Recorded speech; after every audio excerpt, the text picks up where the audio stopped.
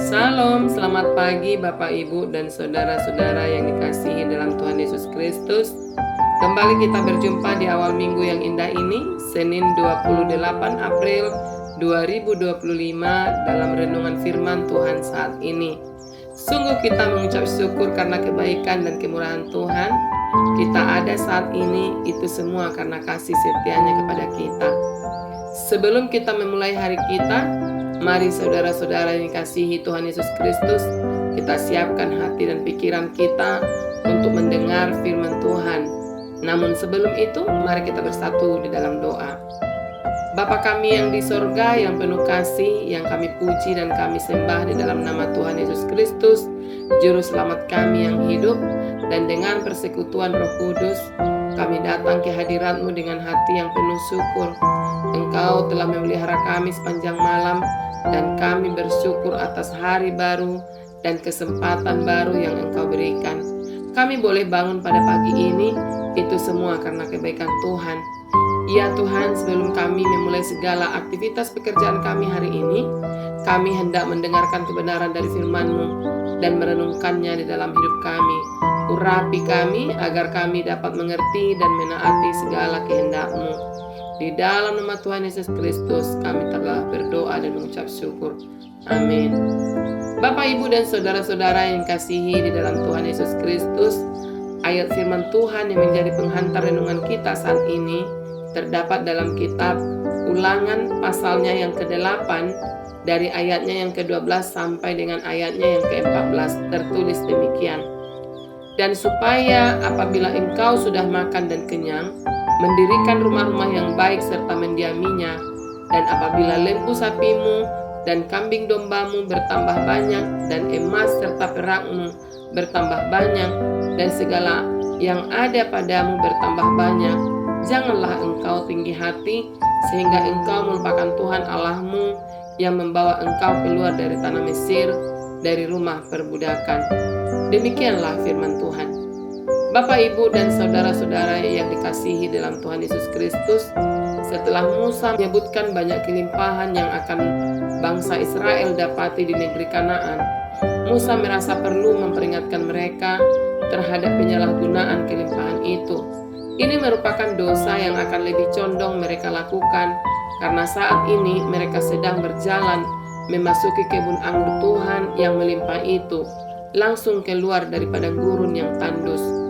Bapak, Ibu, dan saudara-saudara yang dikasihi dalam Tuhan Yesus Kristus, Musa mengarahkan bangsa Israel pada kewajiban yang harus mereka jalani saat hidup dalam keadaan makmur. Mereka diperbolehkan makan bahkan sampai kenyang, asal jangan terlalu kenyang dan berlebihan. Namun, mereka harus mengingat Sang Pemberi yang menyediakan semua itu bagi mereka. Mereka harus ingat Sang Penyelenggara pesta mereka, dan jangan sekali-kali lalai mengucap syukur. Setelah makan, maka engkau akan memuji Tuhan Allahmu.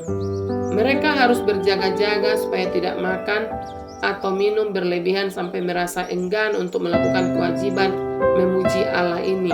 Sebaliknya, dalam makan dan minum, mereka harus berusaha beribadah kepada Allah dengan hati yang jauh lebih ringan dan lapang. Mereka tidak boleh bersekutu dengan orang-orang yang ketika sudah makan dan kenyang, mereka memuji-muji Allah-Allah palsu seperti yang dahulu dilakukan orang-orang Israel sendiri dengan menyembah anak lembu emas. Apa saja yang menjadi penghiburan mereka, Allah haruslah mendapat kemuliaan darinya. Sama seperti Tuhan Yesus Juru Selamat kita sudah mengajar kita untuk mengucap syukur sebelum makan, demikian pula kita di sini diajar untuk mengucap syukur sesudah makan. Bahkan mereka harus mengucap syukur dalam segala hal.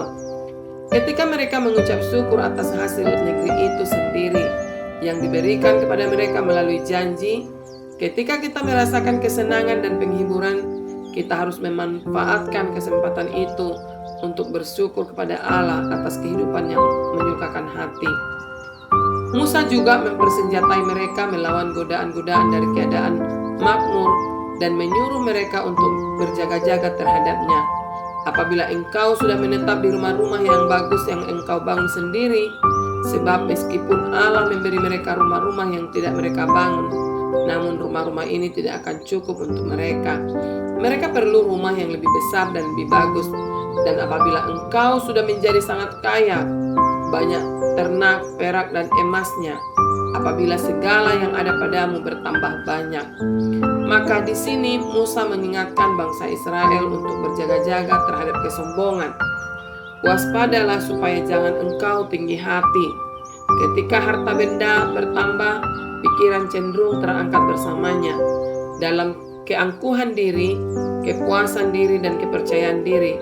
Oleh sebab itu, marilah kita berusaha untuk tetap menjaga roh kita, tetap rendah dalam keadaan tinggi. Kerendahan hati adalah ketenangan dan juga perhiasan dari kemakmuran. Waspadalah supaya engkau tidak mengucapkan sekalipun itu dalam hatimu kata-kata yang sombong itu. Kekuasaanku dan kekuatan tanganku lah yang membuat aku memperoleh kekayaan ini. Perhatikanlah, kita tidak boleh mengambil pujian atas kemakmuran kita untuk diri kita sendiri atau mengaitkannya dengan kepintaran atau ketekunan kita. Sebab roti tidak selalu untuk yang berhikmat dan kekayaan bukan untuk yang cerdas. Mempersembahkan korban untuk muka sendiri adalah penyembahan berhala secara rohani.